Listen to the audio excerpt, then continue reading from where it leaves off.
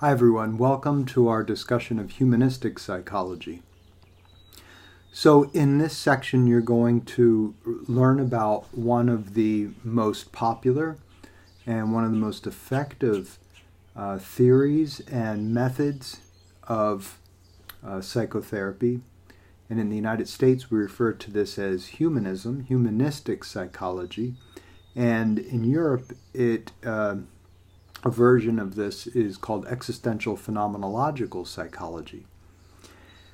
Humanism focuses on human potential, human growth, qualitative rather than quantitative assessment, and an interest not based in empirical, quantitative, experimental-based research, but rather in focusing on the human experience. So for the humanist, I would say the priority is on one's internal experience rather than one's idea of an external reality. It's not to say that external realities are not considered. They're very much considered as part of the therapy.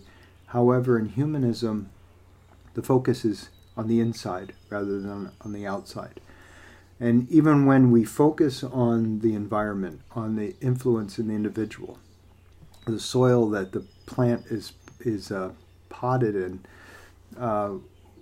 we are still looking on how that environment affects the world, the individual's inner world. Let me give you an example. One of the most famous humanistic psychologists is Carl Rogers. And Carl Rogers illustrated the human individual as being like a plant. He said that a plant, when placed in the proper environment with beautiful sunshine and nutrient soil and is nurtured every day through watering and care, that plant flourishes. It comes to blossom into a beautiful flower or fruit. It produces fruit, or it thrives. We thrive under the right conditions, the right environmental conditions. And when a plant is not given beautiful, nurturing sunlight, nutrient-rich soil, nurturing water, the plant withers and dies. And Rogers said that human beings are no different, that we all have environments in which we thrive in, and we have environments in which we wither in. If you seek out and establish and cultivate in your life an environment that is deeply rooted in a rich, nutrient-rich soil, and beautiful sunshine and nurturing vitamin-filled water, then you will thrive as an individual. The child will thrive as an individual. But if we are in an environment that is toxic soil, no sunlight, no nutrient-rich water, no nurturing, we wither up and we die. And for Rogers, many of us grow up in a situation that is not nurturing, that is not nutrient-rich, that's not supportive, filled with conditions. I will love you if. You will have my respect if. You are only worthwhile if. I mean, think about how many of us grow up in a social situation, maybe through a family, siblings or parents, in school with teachers, in a society with media messages being sent to us that are constantly fed the belief that you are not good enough. And you'll only be good enough if you live up to my expectations, getting the A in the class, making a certain amount of money, having certain social prestige. And all these messages are sent to us, and we're told, who are you? You are what you make financially. Who are you? You are your titles, your degrees. Who are you? You are your social reputation, These are all, in humanistic views, false messages that are sent to us that we buy into, we believe, we learn to be true from our parents and from society. And in humanistic therapy, the therapist helps the individual to break through these falsehoods and to liberate themselves from the idea that we are equated, who we are is what we make. Who we are is our social reputation. In other words, what other people think of us. And who we are is how much power we wield in the world. So what we focus on in humanistic therapy is to set the conditions for unconditional positive regard. In other words, regarding the self of the individual in front of us, the client, as being something that is intrinsic spiritually, not something that is contingent on what one makes, what one's social prestige is, or what one's degrees they possess, their labels. In other words, the self, the dignity, who one is not cultivated as a false ego, but is just a human being that in and of itself is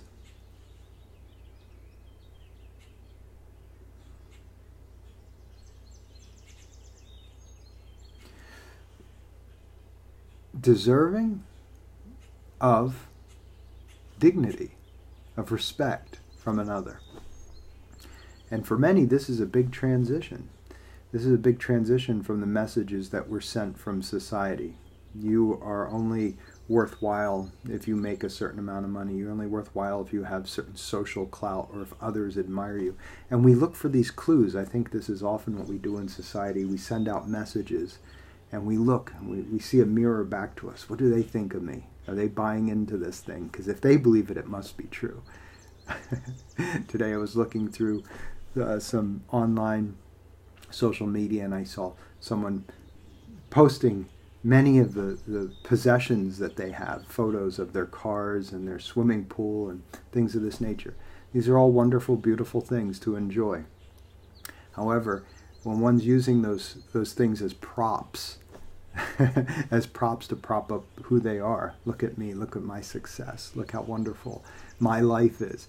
One has to wonder if this is not propping up some false sense of self, a desperate propping up of the self. In humanistic therapy, the individual would be presented with an environment not in which they are criticized for doing this, but in which it is brought to their attention through unconditional positive regard, where the person can learn slowly that they don't need the props. And better yet, that these props are supporting or propping up a false ego. And that it's okay for them to just be them. Without success, without stuff, without degrees, without whatever the trappings are. Now look in our situation here in the class you're taking. You are getting a grade for this. You have to take tests. It's part of the system that you've signed up for. It's part of the system that I've signed up for. It's very likely that in the future this system will change dramatically. Now, the interesting thing is, for those of you who really get the message from the readings that you do, who really are here at the well to drink, to read and to study, to learn, to open up your mind in new ways, the grade's irrelevant. You just want to soak it up. If you read these texts and you listen to the lectures, and I know some students have emailed me saying that they've gone on to look up in the library and read some of the books that were mentioned in our textbook, and they're hungry. Now, those people who are doing this just to cultivate insight into their own life, into the lives of others, these are the individuals that these grades are irrelevant. But guess what the amazing thing is? The grades are irrelevant, and suddenly the A comes, because you don't care about the A.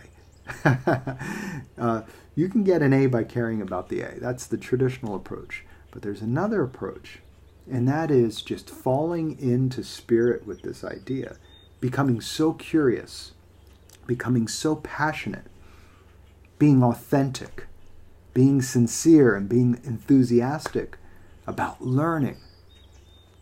And when one embraces the new ideas, they say, well, in this setting, the school setting, I have to take a test to get the credit, to legitimize it, put the certificate up on the wall. Yes, I've studied this. Some people don't need this. Some people go to the library, get the book, read it, learn it. You have these conversations with folks all the time. You meet them. They're full of insight, full of wisdom. No degree, maybe even not even a high school degree. But they're filled with wisdom. Why? Because the degree isn't the important thing. It's a nice little, I like my degrees, but I never went into academics to get degrees. I could care less about the degree. I was hungry to learn, and I chose the schools I went to based on the teachers that were there, people I wanted to learn from because I read their books. I said, boy, I'd love to spend 15 weeks with this person and learn. It was only through 16 years of a couple of different degrees that I suddenly said, maybe I'll do this too. Maybe I'll teach too. There was no goal in the beginning to become a professor, to become a doctor, get a Ph.D. and things of this nature.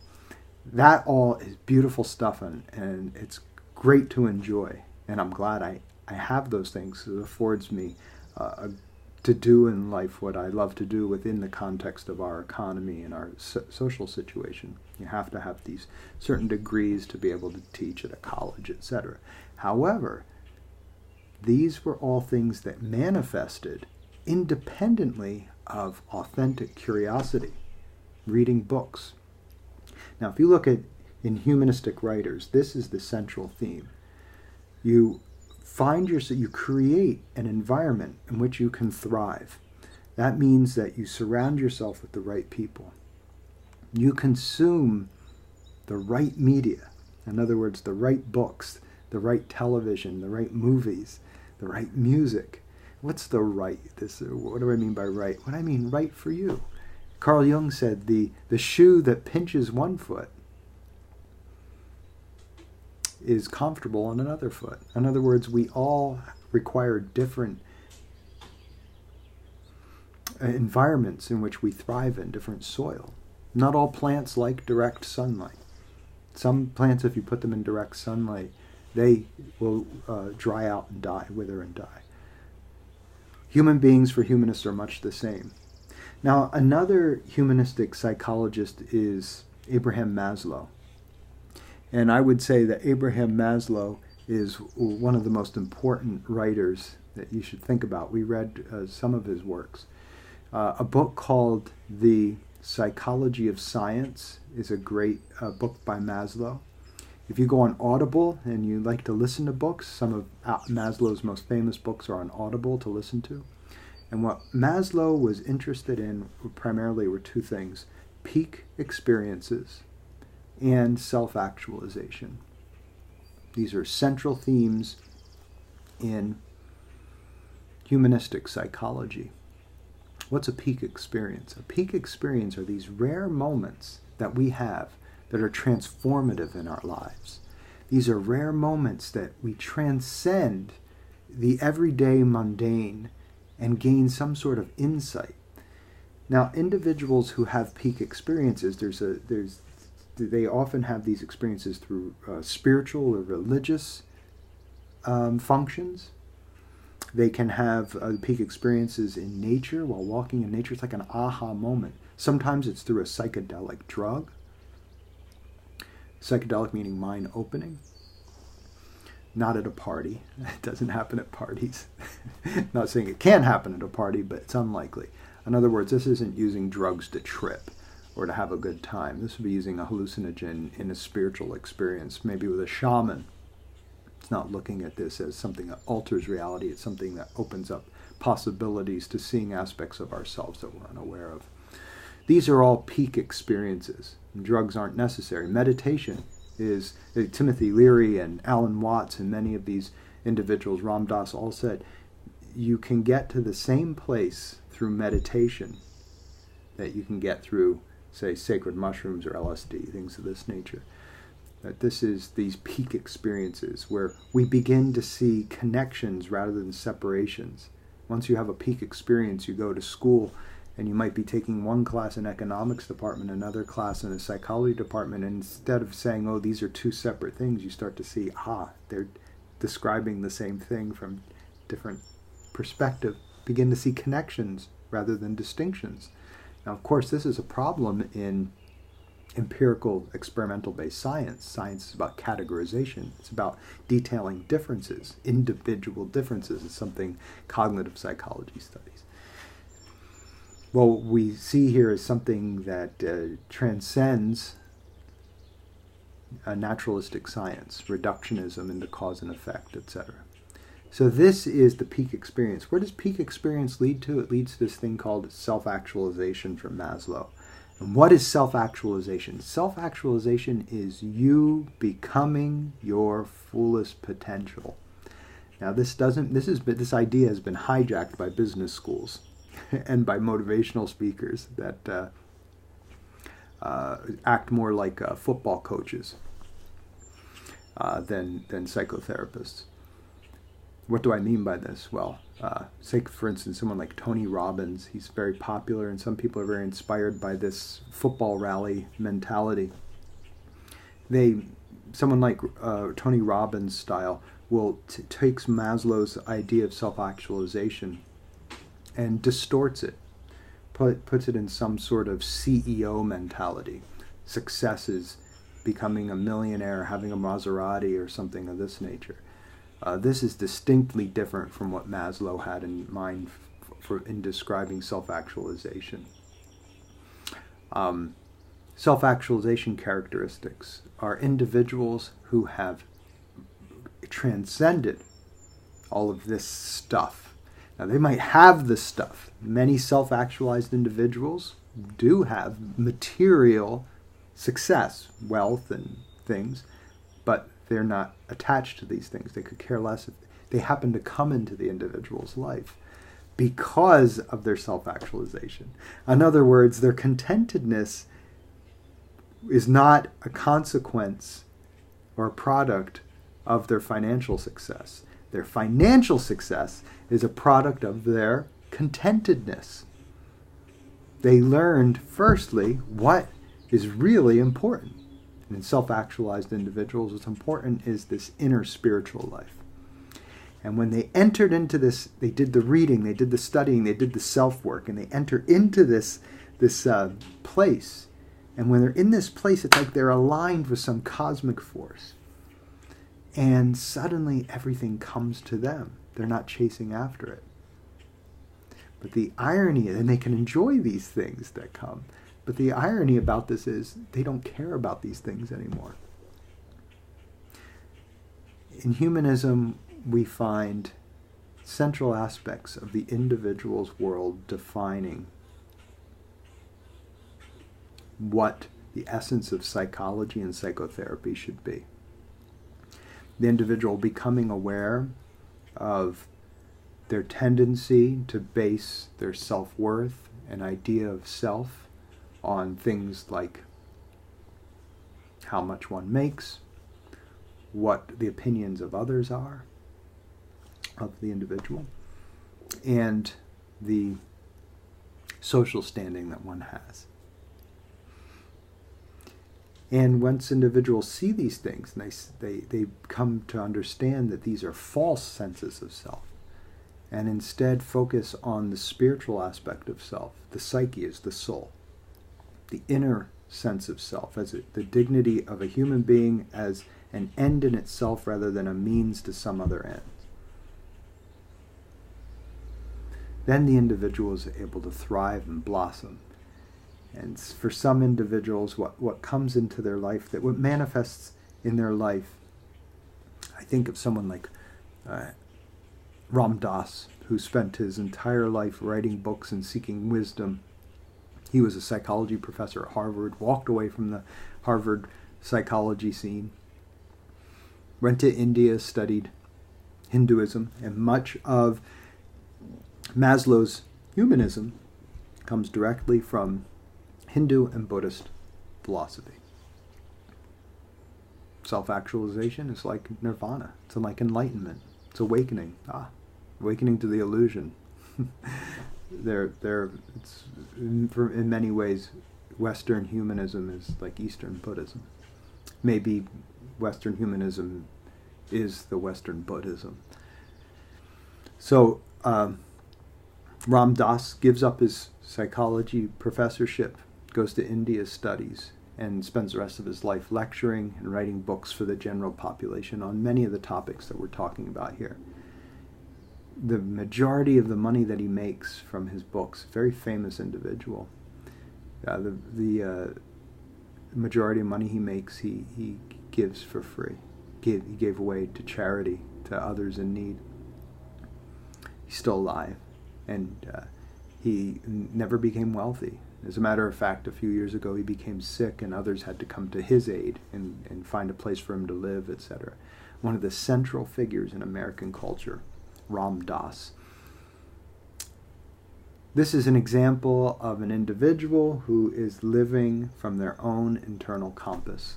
What happens when we don't focus on this internal compass? When we say, oh, I need to get a degree in order to be worthwhile. I need a degree for people to respect me. I need a degree to make the money so that I have a successful life. I'm focusing on this because I'm speaking with college students. A professor talking to the college students, we're being very self-critical of our own game. The individual says, I'll be happy if I have that Maserati. I'll be happy if I have that, certain vacation home with a certain zip code. And if not, I'm not good enough, or I'm not living up to my potential. These are all ideas that for the humanists cause nothing but misery. And oftentimes we get the things, and momentarily, or maybe we're on the highway, we feel, look who I am. But that comes knocking on our door, and the soul needs to be fed. And for humanism, in order to do this, we have to focus on the authentic self, not on some illusory self that we prop up with props, with stuff and titles. So in humanism, I think the focus is on cultivating an authentic relationship with the authentic self. What is the authentic self? An unconditional who you are, not propped up with any materialistic or social constructs. It's actually a rejection of these things. Doesn't mean you can't enjoy these things or live within the world. However, you're not attached to them. You don't need them. And this is the essence of humanism. Humanism was developed as a third force in psychology.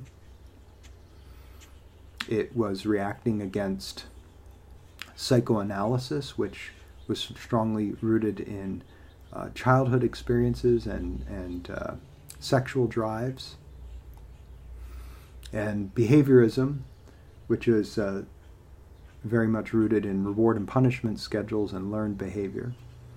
And humanism focused on free will, on choice. I may be born into a certain situation. I may have grown up in a certain situation. I may have certain genetic influences. However, ultimately, it's my free choice on how I react to those things. I'm the pilot of my life.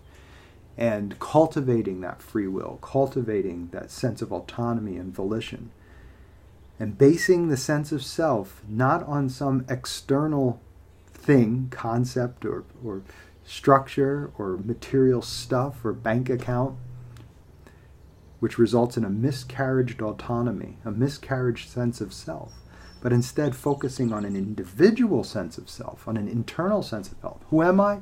I'm defined from within, in a spiritual way, not by the house I live in. This is the essence of humanism and the humanistic message. It's still very powerful today. And I'll conclude this now, because we're going on a bit, with turning you on to a very interesting hybrid between psychodynamic psychology and humanistic psychology. And that is Our friend Eric Fromm, in one of his famous books, Man for Himself, discusses many of the things that I have just shared with you now. Man for Himself. It's humanistic psychodynamic theory. So I hope you enjoy the reading, and I hope that this prompts you to get to the library and read more about humanism.